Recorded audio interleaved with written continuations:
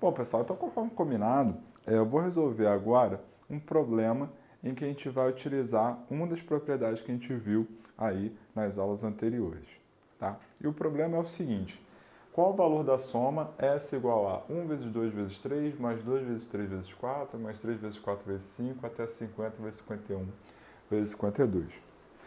Bom, se você for um pouco corajoso, você pode até pensar em, tem o quê? 50 parcelas? Vou fazer o seguinte, eu vou calcular as primeiras, ver se acho um padrão e, né, sei lá, vai que recai numa progressão aritmética, numa progressão geométrica, alguma coisa do tipo, né, ou numa PA de segunda ordem, sei lá, né? Vai que eu consigo observar um certo padrão aí de acréscimo de uma parcela ou outra e aí consigo aí chegar rapidamente na soma. Ou já que são 50 parcelas, calculo uma a uma e vou ser feliz e consigo aí, no braço mesmo, na marra, calcular essa soma. Não há mal nenhum, mas não é o ideal, concorda? Certo? Então a gente calcular essa soma, né, de 50 parcelas, e se não fosse 50, se fossem 100.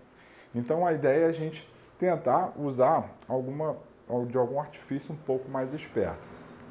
Nesse caso aqui especificamente, observe que essa soma, ela de fato tem um padrão. As parcelas seguem um padrão. E se você observar, qual é o padrão das parcelas? Né? Cada parcela é um produto de 3 números consecutivos. Então, cada parcela tem a seguinte cara, ó, n vezes n mais 1 vezes n mais 2. Para todo n, aqui, né? No caso, entre 1 e 50.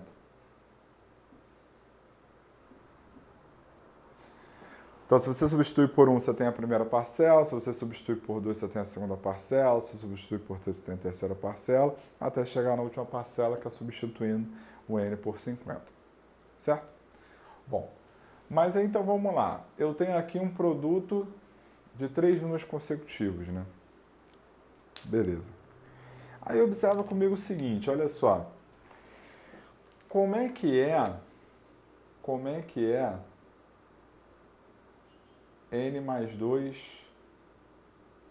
classe 3? Então, primeiro,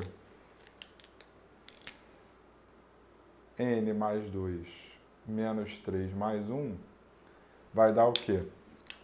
Vai dar n. Isso aqui dá n. Então, n mais 2 classe 3, ele é n mais 2 vezes n mais 1 vezes n sobre quem? Sobre 3 fatorial.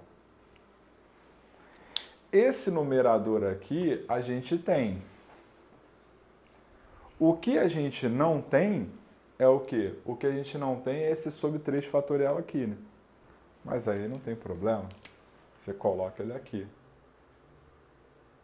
Gustavo, não tem problema? Não tem problema, contanto que você multiplique por 3 fatorial também. Se você multiplicar por 3 fatorial também, não há problema nenhum. Então, você multiplicou e dividiu ao mesmo tempo, então tua parcela continua igual. Você não alterou a expressão.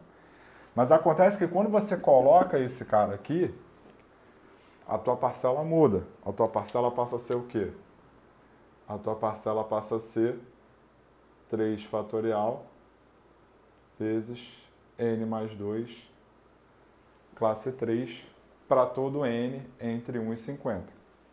Tá? Vou até apagar esse entre 1 e 50 aqui, vou escrever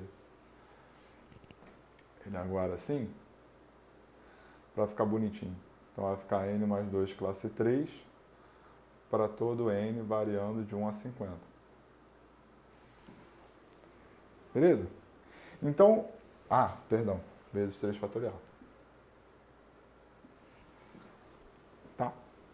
Então, vou reescrever a nossa soma então. Então a nossa soma aqui vai ficar 3 fatorial vezes. Bom, substituindo por 1 vai ficar combinação de 3 classe 3. Mais 3 fatorial vezes. O que a gente tem aqui?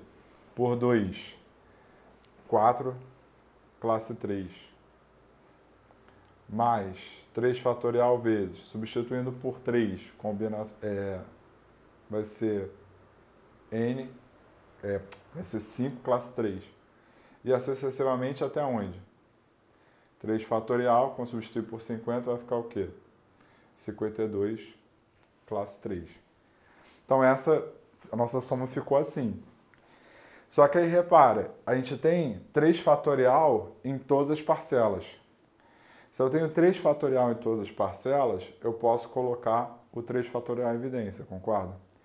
Colocando 3 fatorial em evidência, isso aqui vai ficar 3 fatorial vezes 3 classe 3 mais 4 classe 3 mais 5 classe 3 até 52 classe 3. Então, eu tenho uma soma de binomiais onde a coluna se mantém, né? Então, estou somando aqui, né, descendo numa determinada coluna, mantendo, né, a coluna constante. Então, pelo teorema das colunas, então, de novo, né, quando você soma os elementos de uma coluna de cima a baixo, você avança uma linha, avança uma coluna. Ou seja, você avança uma linha e uma coluna. Certo? Beleza? Então, sempre tem isso em mente, né? Num binomial, o numerador representa a linha e a classe representa a coluna no triângulo de Pascal. Tá? Então, acho que essa associação sempre ajuda. Bom, então agora basta calcular isso aqui. Então, isso aqui vai ficar 3 vezes 2 vezes 1. Vezes, aí eu vou utilizar o complementar aqui. Então, 53 menos 4 dá 49. Então, isso aqui é 53 classe 49. Então, isso aqui ficou 6 vezes 53, vezes 52, vezes 51, vezes 50, sobre, vezes 49, né? Vezes 49. Não, na verdade eu nem precisava, perdão. Eu pensei numa coisa e acabei fazendo outra. 53 menos 4 mais 1, isso dá 50. Então, isso aqui vai ficar 53 vezes 52, vezes 51, vezes 50, sobre 4 fatorial, que é 4 vezes 3, vezes 2, vezes 1. Bom, isso aqui é só conta, essa conta eu já fiz. Isso dá 1.756.950. Essa conta é o menos importante do problema. O mais importante do problema foi duas coisas fundamentais, né? Observar o padrão, certo? E aí é claro que em somas que as parcelas seguem um determinado padrão, você utiliza aí vários recursos diferentes. No caso aqui, a minha ideia era utilizar, era buscar um problema em que eu utilizaria uma das propriedades que eu vi. Então, a ideia aqui era reescrever isso aqui como um binomial. E, ao reescrever como binomial, a gente caiu nessa soma, que essa soma é igual a esse cara, utilizando o teorema das colunas, que foi uma das propriedades que a gente viu.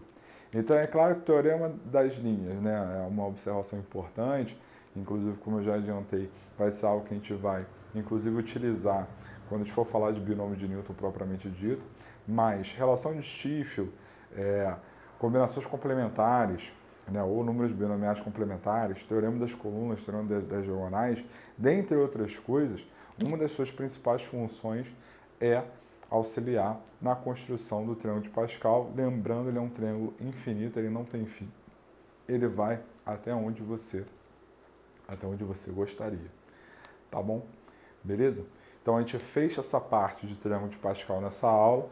Então, a partir da aula seguinte, da nossa próxima aula, a gente vai entrar, então, em binômio de Newton propriamente dito.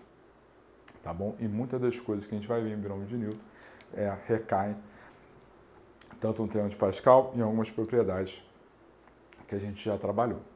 Tá bom? Beleza? Então, queridos, até a próxima.